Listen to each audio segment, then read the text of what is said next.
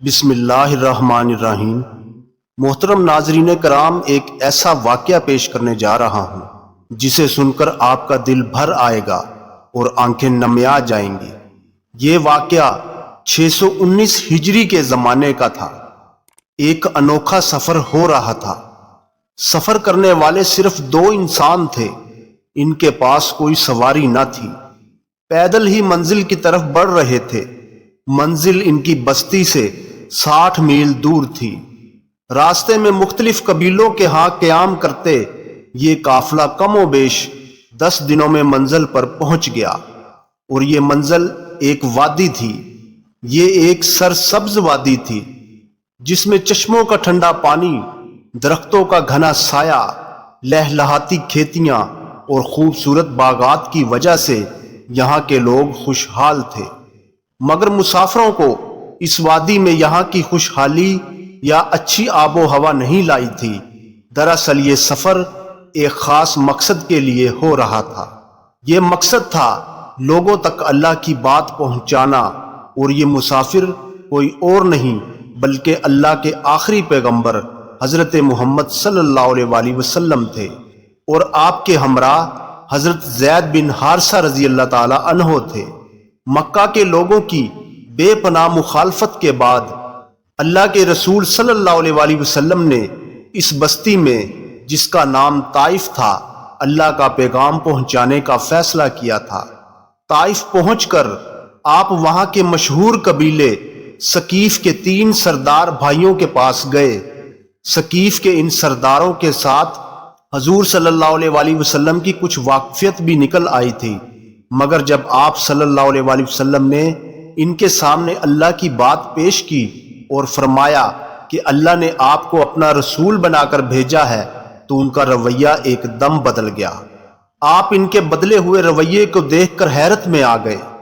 یہ بدبخت تینوں بھائی عبدیہ لیل، مسعود اور حبیب آپ کی بات سن کر آپ پر ہنسنے لگے، آپ کا مذاق اڑانے لگے اور آپ کے ساتھ انتہائی بدتمیزی سے پیش آئے۔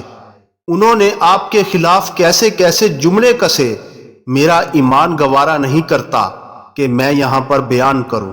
مگر آپ کی بات کے جو جواب انہوں نے دیے، یہ جواب نہیں تھے بلکہ زہر میں بھجے ہوئے تیر تھے، جو انہوں نے ایک ایسی ہستی کے سینے میں پیوست کیے تھے جن سے بہتر انسان اس وقت پوری دنیا میں موجود نہیں تھا۔ 10 دنوں کا پیدل سفر کرنے کے بعد جب محمد صلی اللہ علیہ وآلہ وسلم نے یہ جواب سنا تو ان کے دل پر کیا بیتی ہوگی، اس کا تصور ہی کیا جا سکتا ہے۔ مگر آپ صلی اللہ علیہ وآلہ وسلم نے بڑے حوصلے سے ان کی باتیں سنی۔ ان کی طرف سے اس قدر بدتمیزی کا مظاہرہ ہونے کے باوجود آپ صلی اللہ علیہ وآلہ وسلم نے ان سے کوئی شکوہ نہ کیا، بلکہ صرف اتنا کہا کہ تمہیں میری باتیں اچھی نہیں لگی تو ٹھیک ہے، کم از کم اتنا تو تم کر سکتے ہو کہ اپنے خیالات اپنے پاس رکھو اور میرے خلاف کسی کو بھڑکاؤ نہیں۔ مگر نہ جانے وہ لوگ کس قسم کے لوگ تھے۔ انہوں نے اس وقت تو خاموشی اختیار کی، مگر جیسے ہی آپ ان کے گھر سے باہر آئے، انہوں نے اپنی بستی کے گنڈوں اور گھٹیا قسم کے لڑکوں کو کہا کہ سارے جہانوں کے لیے رحمت بن کر آنے والے اللہ کے آخری پیغمبر صلی اللہ علیہ وآلہ وسلم کو اس قدر تنگ کریں کہ وہ کسی سے بات ہی نہ کر سکے۔ پھر ایسا ہوا، رحمت دو جہاں اور ان کے وفادار ساتھی نے دیکھا کہ لوگ ادھر ادھر سے اکٹھے ہو رہے ہیں۔ پھر دیکھتے ہی دیکھتے انہوں نے آپ سے الٹے سیدھے مذاق کرنا شروع کر دیے۔ بازار میں عجیب قسم کا شور مچ گیا۔ لوگ گھروں سے باہر آ کر تماشا دیکھنے لگے۔ گنڈوں اور اوباشوں نے دیکھا کہ لوگ انہیں روکنے کی بجائے ان کا حوصلہ بڑھا رہے ہیں، تو وہ مذاق اڑانے کے ساتھ ساتھ گالیوں پر اتر آئے۔ وہ اس بدسلوکی پر ہی نہیں رکے۔ ان پتھر دلوں بلکہ پتھر سے زیادہ سخت دلوں نے کچھ اور کرنے کی ٹھانی۔ وہ اب پتھر مارنے لگے۔ پتھر اللہ کے عظیم ترین پیغمبر، اعلیٰ ترین انسان کے جسم کو زخمی کرنے لگے۔ آسمان نے بھلا یہ منظر کہاں دیکھا ہوگا؟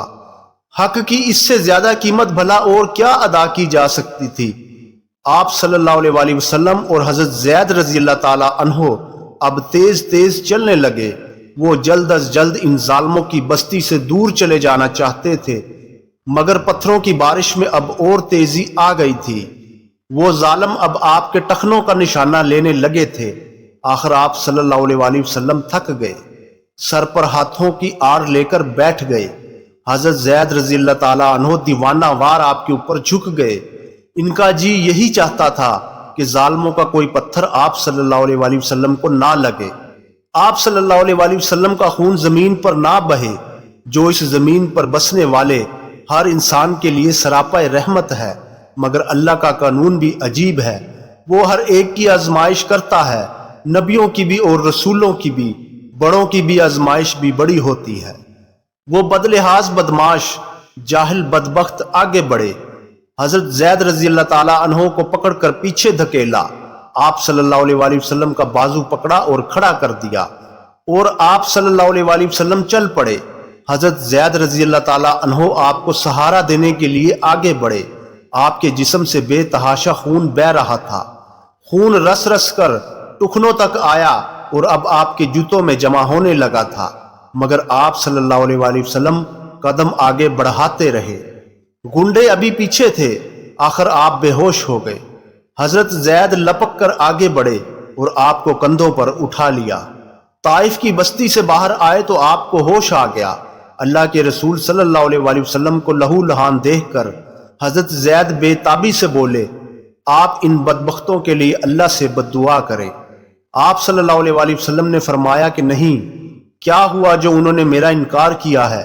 مجھے امید ہے کہ ان کی نسلیں ضرور ایک دن اللہ پر ایمان لے آئیں گی۔ آپ صلی اللہ علیہ وآلہ وسلم بستی سے باہر آ گئے تو طائف کے لوگ واپس چلے گئے۔ سامنے ایک باغ نظر آیا، آپ باغ میں داخل ہو گئے۔ باغ مکہ میں آپ کے قبیلے کے ایک شخص ربیہ کے بیٹوں کا تھا۔ باغ میں آ کر آپ کو سکون ملا۔ حضرت زید نے آپ کے جوتے اتارے، جوتوں کے تلووں میں خون جم چکا تھا۔ حضرت زید نے خون صاف کرنے میں آپ کی مدد کی۔ اس کام سے فارغ ہو کر آپ فوراً اللہ کے حضور کھڑے ہو گئے، 2 رکعت نماز پڑھی، اور پھر آپ کے ہونٹوں سے ایک دعا نکلی، ایک درخواست نکلی۔ آپ صلی اللہ علیہ وآلہ وسلم فرما رہے تھے، اے اللہ، میں اپنی طاقت کی کمی، اپنی بے سر و سامانی اور لوگوں کے مقابلے میں اپنی بے بسی کی فریاد تجھی سے کرتا ہوں، اس لیے کہ تو سب رحم کرنے والوں سے زیادہ رحم کرتا ہے۔ بے کسوں اور بے سہاروں کا پروردگار تو ہی ہے، تو ہی میرا مالک ہے، آخر تو مجھے کس کے حوالے کرنے والا ہے؟ ان بے رحم بیگانوں کے جو بد تہذیب ہے، یا ان دشمنوں کے جو مجھ پر قابو پانے والے ہیں؟ لیکن اگر تم مجھ سے ناراض نہیں اور یہ سب کچھ سزا نہیں تو پھر مجھے کوئی پرواہ نہیں، تمہاری پناہ میرے لیے سب سے بڑھ کر ہے۔ اے اللہ، میں تو بس اس بات سے پناہ مانگتا ہوں کہ تمہارے غضب کا شکار ہوں، مجھے تو صرف تمہاری رضا چاہیے، اور مجھے یقین ہے کہ تمہارے سوا میری کوئی مدد نہیں کر سکتا۔ آپ یہ دعا کر رہے تھے تو باغ کے مالک عتبہ اور شیبہ آ پہنچے۔ وہ لوگ بھی آپ کے مخالفوں میں سے تھے، مگر آپ کو اس حالت میں دیکھ کر ان کے دل نرم پڑ گئے۔ وہ آپ صلی اللہ علیہ وآلہ وسلم کے پاس تو نہ آئے، البتہ انہوں نے اپنے ایک عیسائی غلام اداس کو پکارا، اسے حکم دیا کہ انگوروں کی ایک پلیٹ لے آئے اور آپ صلی اللہ علیہ وآلہ وسلم کو دے آئے۔ غلام نے حکم کی تعمیل کی۔ آپ صلی اللہ علیہ وآلہ وسلم نے بسم اللہ پڑھ کر انگور اٹھائے تو اداس حیران ہو کر کہنے لگا، اللہ کی قسم، اس طرح کی بات اس شہر کے لوگ تو نہیں کہتے۔ تو آپ صلی اللہ علیہ وآلہ وسلم نے اداس سے پوچھا، تم کس شہر کے آدمی ہو اور تمہارا دین کیا ہے؟ اداس نے جواب دیا، میں نصرانی ہوں اور نینوا کا رہنے والا ہوں۔ اچھا، تو تم یونس علیہ السلام بن متا جیسے پیغمبر کی بستی کے آدمی ہو؟ اداس نے حیرت سے پوچھا کہ آپ صلی اللہ علیہ وآلہ وسلم کو کیسے معلوم ہوا کہ یونس علیہ السلام بن متا کون ہے؟ تو آپ نے فرمایا، وہ میرے بھائی ہیں، وہ بھی نبی تھے اور میں بھی نبی ہوں۔ اداس کے لیے یہ باتیں اس لیے حیرت انگیز تھی کہ حضرت یونس علیہ السلام سے صرف نینوا کے لوگ ہی واقف تھے، اس لیے اداس آپ صلی اللہ علیہ وآلہ وسلم کے ہاتھ پاؤں چومنے لگا۔ اسے یقین ہو چکا تھا کہ آپ صلی اللہ علیہ وآلہ وسلم اللہ کے سچے نبی ہیں۔ دور سے اس کے مالک یہ منظر دیکھ رہے تھے، انہوں نے اداس کو آواز دے کر واپس بلا لیا اور اسے جھڑکتے ہوئے بولے، احمق آدمی، یہ کیا حرکت کر رہے تھے؟ تم نے تو اپنا دین ہی خراب کر لیا۔ اداس نے اپنے مالکوں کے غصے کی پرواہ نہ کرتے ہوئے کہا، میرے آقا، انہوں نے مجھے ایسی بات بتائی ہے جو ایک نبی کے سوا کوئی نہیں بتا سکتا۔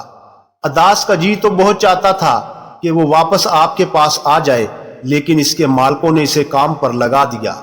کچھ دیر آرام کے بعد آپ کی طبیعت سنبھل چکی تھی، مگر آپ کا دل پاش پاش تھا۔ غم سے طبیعت پر عجیب اثر تھا۔ مکہ کی طرف روانہ ہوئے تو راستے میں جبرائیل علیہ السلام آئے اور کہا، آپ صلی اللہ علیہ وآلہ وسلم چاہیں تو اس گستاخی پر طائف کی بستی کو تباہ کیا جا سکتا ہے۔ آپ صلی اللہ علیہ وآلہ وسلم نے جبرائیل علیہ السلام کی پیشکش قبول نہ کی اور فرمایا کہ مجھے امید ہے کہ اس بستی کے لوگ ضرور اسلام قبول کریں گے۔ گویا آپ صلی اللہ علیہ وآلہ وسلم نے ایک مرتبہ پھر اپنا رحمت دو عالم ہونا ثابت کر دیا اور اپنے ماننے والوں کے سامنے یہ عملی نمونہ رکھا کہ اسلام سر فتح کرنے کی بجائے دل فتح کرنے سے پھیلتا ہے۔